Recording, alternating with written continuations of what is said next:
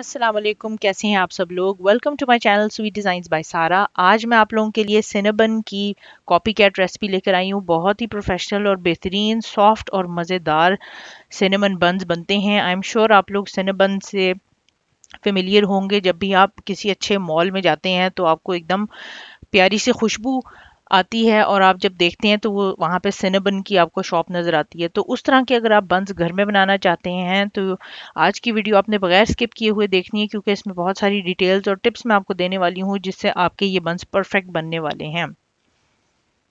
Basically मैंने कुछ साल पहले एक क्लास ली थी पेड, जिसमें मैंने ये बन्स बनाना सीखे थे। तो ये मेरा गिफ्ट है आप लोगों के लिए। मैं आपको फॉरवर्ड कर रही हूँ ये रेसिपी। उम्मीद है आप लोगों को पसंद आएगी। इंग्रेडिएंट्स आपके सामने हैं। इन बन्स को बनाने के लिए आपको चाहिए मैदा, ब्रेड फ्लावर, अनसॉल्टेड बटर, उसमें सॉल्ट नहीं होना चाहिए, room temperature large eggs, dry yeast चाहिए आपको, कैस्टर शुगर चाहिए, सॉल्ट और उसके साथ साथ कोल्ड वाटर। इन इंग्रेडिएंट्स की जो कुछ ख़ास चीज़ें हैं वो मैं आपको लेटर इन द वीडियो बताती जाऊंगी। अभी देखते हैं कि हमने इस बन की जो रेसिपी है, बेसिकली हम ब्रियोश डो बना रहे हैं, इसकी रेसिपी को हमने कैसे स्टार्ट करना है। ब्रियोश डो बनाने के लिए हमने सारी अपनी इंग्रेडिएंट्स डाल लेनी है अपने मिक्सर बोल में, एक्सेप्ट फॉर बटर। यानी बटर को साइड पे कर दें, वो हम बाद में ऐड करेंगे। आपने दोनों अपने flowers, yeast, sugar, salt, water, जो भी आपकी सारी चीज़ें हैं वो सारी आपने इसके अंदर डाल के इसको 5 मिनट के लिए आपने अच्छी तरह से नीड कर लेना है। अच्छा जी, अगर आपके पास स्टैंड मिक्सर है तो that's best to use for this recipe. Dough hook लगाएं और अपने मिक्सर को स्टार्ट पे लगा दें, लो स्पीड पे। अगर आपके पास नहीं है और आपके पास हैंड मिक्सर है तो हैंड मिक्सर या जिसको एग बीटर भी कहते हैं वो मैं रेकमेंड नहीं करती, क्योंकि ये डो काफ़ी स्टिफ होगा तो आपकी मशीन जो है वो जल भी सकती है, उसकी मोटर जो है वो ख़राब हो सकती है। तो उसकी बजाय आई वुड प्रेफर कि आप उसको डो को काउंटर पे रखें और उसको हाथों से ही नीड कर लें अच्छी तरह से। 5 की जगह आपको 10 मिनट लग जाएंगे, लेकिन काम हो जाएगा। तो आप मिक्सर के बगैर भी ये रेसिपी बना सकते हैं। जब तक हमारा डो मिक्स हो रहा है, मैं बहुत खुश हूँ। मैं अनाउंस करना चाहती हूँ कि आई एम सो हैप्पी कि मेरे चैनल पे 30,000 सब्सक्राइबर्स माशाल्लाह आप लोगों की हेल्प और सपोर्ट की वजह से आए हैं। मैं बहुत एक्साइटेड हूँ, बहुत खुश हूँ। आपका जितना शुक्रिया अदा करूँ अपने व्यूअर्स का उतना कम है। प्लीज़ मेरी वीडियोस को आगे देखते रहें, इनको शेयर करते रहें अपने फ्रेंड्स और फैमिली के साथ, और सब्सक्राइब भी करते रहें। वीडियो को लाइक कर दें अगर आपको वीडियोस और रेसिपीज़ अच्छी लग रही हैं। तो ये रेसिपी मैं एज अ गिफ्ट आप लोगों के लिए लाई हूँ। मेरे घर में बहुत बनाई जाती है, सारे लोग बहुत शौक से, बच्चों से लेके बड़े बहुत शौक से खाते हैं। आपने भी ये रेसिपी ज़रूर ट्राई करनी है। अगर मेरी चैनल पे मैं कहूँगी कोई चीज़ आपने अब तक ट्राई नहीं की तो इस रेसिपी को ज़रूर ट्राई कीजिएगा। You will not be disappointed. बस आपने स्टेप्स फॉलो करने हैं और इंशाल्लाह बेहतरीन बन्स आपके तैयार होंगे।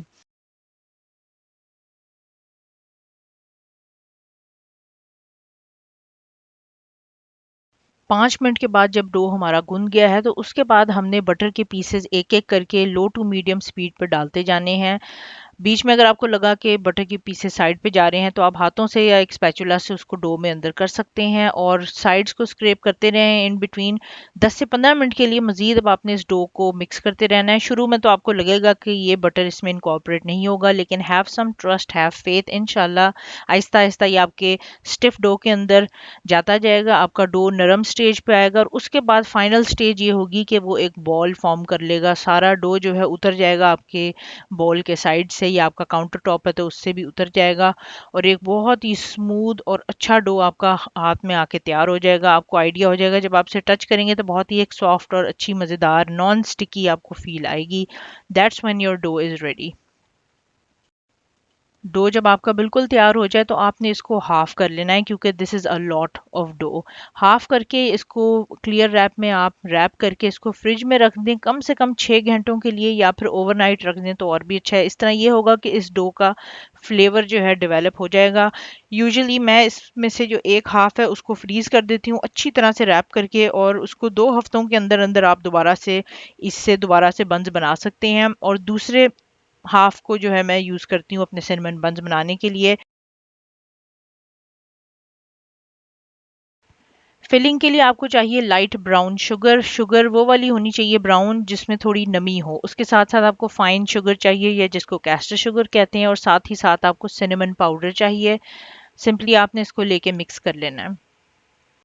अच्छा जी, इंग्रेडिएंट्स की जल्दी से बात कर लेते हैं। यीस्ट जब आप लें इस रेसिपी के लिए, आपने मेक श्योर करना है कि यीस्ट आपकी एक्सपायर्ड ना हो। ये मेरे साथ एक दो बार हो चुका है, ठीक है। एक्सपायर्ड अगर आप यूज़ करेंगे तो सारा मक्खन, सारी इंग्रेडिएंट्स आपकी ज़ाया जाएंगी, टाइम और पैसा भी आपका ज़ाया जाएगा। So make sure, please make sure कि आपकी यीस्ट एक्टिव जो ड्राई यीस्ट है आपकी, वो एक्सपायर्ड नहीं है, वो आप बाज़ार से फ्रेश लेकर आए हैं, ठीक है। उसके अलावा आपको ब्रेड फ्लावर चाहिए। ब्रेड फ्लावर में हायर प्रोटीन होती है और ग्लूटेन फॉर्म करने के लिए आपको प्रोटीन चाहिए होती है, और ग्लूटेन जब फॉर्म होगा तो उससे आपका टेक्सचर बहुत ही बेहतरीन अच्छा आता है ब्रेड का। तो ब्रेड फ्लावर मिल जाए तो बहुत अच्छा है। अगर आपको ना मिले ब्रेड फ्लावर और आपके पास सिर्फ मैदा है, तो फिर आपने मैदा ही इसके अंदर डाल लेना है। यानी जहाँ पे आपको मैदा भी चाहिए और ब्रेड फ्लावर भी चाहिए, जितनी भी टोटल इनकी क्वांटिटी चाहिए वो सारी फिर आपने समझें कि मैदा ही यूज़ कर लेना है, ठीक हो गया। डो जब आपका तैयार हो जाए, अच्छी तरह से चिल हो जाए, तो मैदा आप थोड़ा सा छिड़क ले अपने काउंटर पर, और उसके बाद आपने उसको अच्छी तरह से रोल आउट कर लेना है रेक्टेंगुलर फॉर्म में। उसके ऊपर फिर आप देख सकते हैं कि ये कितना थिन या कितना थिक है मेरा जो डो है। बहुत ज़्यादा थिक भी नहीं रखना और बहुत थिन भी नहीं रखना। उसके बाद आपने इवनली अपनी जो हमने फिलिंग तैयार की है सिनेमन शुगर की, वो छिड़क के तो इसको रोल अप करना शुरू कर दें। एक ये लॉग सी फॉर्म बन जाएगी, तो ये हमें चाहिए। जब लॉग बन जाए तो उसके बाद एंड पे आपने देखना है कि मैं अपनी फिंगर्स के साथ इसको कैसे थिन कर रही हूँ, ताकि इसके एजेस जो है ज़रा थोड़ा इजीली चिपक सकें साइडों पे। मैं इस रेसिपी से 8 बंस बनाऊंगी, तो इसलिए मैं अकॉर्डिंगली कट कर रही हूँ। अगर आप कम या ज़्यादा बंस बनाना चाहते हैं तो फिर आप उसके अकॉर्डिंगली इसको कट करेंगे। कट करने के बाद सिंपली आपने एक बटर्ड हुई हुई डिश जो है यूज़ करनी है। मैं एक पायरेक्स की डिश यूज़ कर रही हूँ। इसको सिंपल मक्खन लगा रही हूँ थोड़ा सा साइडों पे और नीचे, और डायरेक्टली जो है कट करके मैं अपने बंस को उसके अंदर प्लेस कर दूंगी। मैंने बंस को 4 घंटों के लिए किसी वार्म जगह पे इनको ढक के रख दिया था। अगर आप जहाँ रह रहे हैं वहाँ ठंड है तो आपको शायद ज़्यादा टाइम लगे, अगर जहाँ पर रह रहे हैं गर्मी है तो शायद कम टाइम में ही आपके बंस फूल जाएं। बस पॉइंट ये है कि जब आप इनको बेक करने लगे तो ये सॉफ्ट और पिलोई और बहुत ही नरम से फूले हुए होने चाहिए। अगर ये फूले हुए नहीं होंगे तो ये बंस बेक होते हुए भी नहीं फूलेंगे। तो आपने इनको मैक्सिमम फुला लेना है, उसके बाद इनको बेक करना है। प्री हीटेड ओवन में हमेशा डाला करें 175 सेल्सियस या फिर 180 डिग्रीज फ़ारेनहाइट पे आपने इसे रखना है। 20 से 25 मिनट तक आप इसको बेक कर सकते हैं, जब तक ये इसकी टॉप आपको ब्राउन गोल्डन ब्राउन ना नज़र आ जाए तब तक आपने इसको बेक करना है। इसके ऊपर जो है हम लगाएंगे एक आइसिंग। बहुत ही सिंपल है। उसके लिए हमें पाउडर शुगर चाहिए, थोड़ा सा दूध चाहिए, उसके साथ साथ वनीला एक्सट्रैक्ट। थोड़ी सी लूज फॉर्म में बनाएं। तैयार बंस को आपने 5 मिनट के लिए रख देना है कूलिंग रैक पे। उसके बाद जब 5 मिनट गुजर जाएं तो इस आइसिंग को आप लगाते जाएं। अब क्वांटिटी कितनी लगानी है आप पर डिपेंड करता है। ज़रा ज़्यादा मीठे बन पसंद हैं तो आप डबल कोटिंग कर सकते हैं, नहीं तो नॉर्मल एक दफ़ा इसकी कोटिंग करेंगे तो बहुत ही शानदार नरम बंस बनेंगे।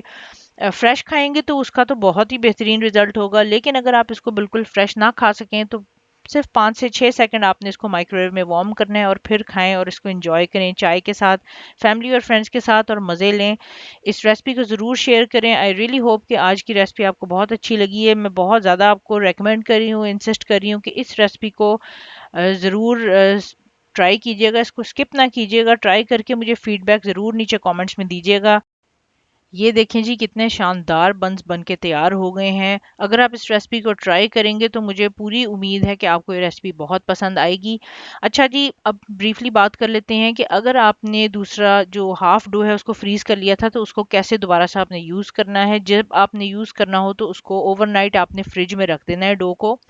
अगले दिन वो डो बिल्कुल नॉर्मल तैयार होगा और आपने वही स्टेप्स अप्लाई करने हैं जिस तरह हमने इस वीडियो में किया है कि आपने डो रोल आउट कर लेना है, उसको फिल करना है शुगर और सिनेमन फिलिंग के साथ। रोल आउट करके उसको आपने फूलने के लिए यानी कि प्रूफ होने के लिए रख देना है, और उसके बाद आपने उसे सिंपली बेक कर लेना है। So those are the simple steps.